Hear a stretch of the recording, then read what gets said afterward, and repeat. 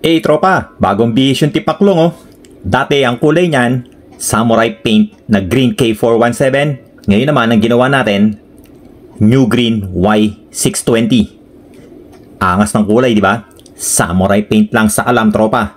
Samahan nyo ako mga tropa para makita nyo ang step by step kung paano ko ginawa ito. At syempre, start tayo sa primer. Surfacer UCH210 ang gamit ko mga tropa. Pero ulit, papaalala ko lang sa inyo, no? Bago mag-primer, dapat malinis na malinis yung pinipinturahan nyo. Sabunin nyo mabuti mga tropa. Tapos, wet sanding number 800 na sa ganon, kumapit ng husto, yung pinturang ilalagay natin. At pinatuyo natin mabuti yung primer natin. Naglihad din tayo ng bahagya na sa ganon matanggal yung mga kaunting gaspang na dumikit doon sa primer natin. Kaya naman ngayon, nagbubuga tayo ng base color. Silver 3124 ang ginamit kong base dito mga tropa. Yes, ito yung pinakapang ilalim natin bago tayo magbuga ng kulay natin.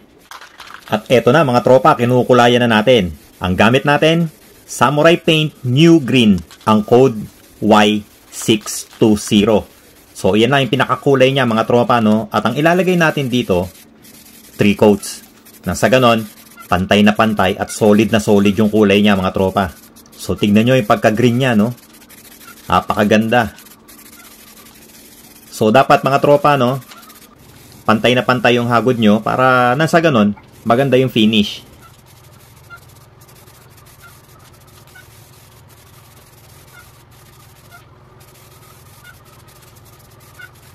At after natin magbuga ng 3 coats na New Green Y620, eto na itsura niya mga tropa.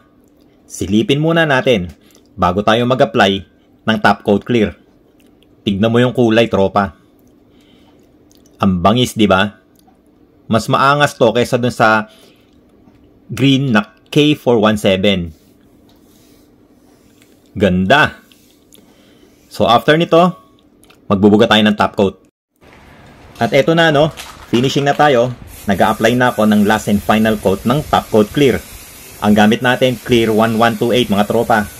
At as usual, yung discarding ginawa ko dito, binugahan ko to ng 3 coats ng clear 1128. Tapos pinatuyo natin maghapon mga tropa. And then after matuyo, nag-wet sanding ako. Number 800 na liha ginamit ko. And then pinatuyo natin at nilinis mabuti. Saka tayo ngayon nag-a-apply ng final coat ng top coat clear. At ang application na ginagawa ko para dito sa huling buga ng top coat, ano? Wet application mga tropa. Ito yung pagbuga ng top coat clear na medyo marami. Pero dapat tapansyahin nyo maigi yan mga tropa. Dapat walang tulo or hindi siya luluha. Nang sa ganon, maganda yung finish ng pinipinturahan nyo.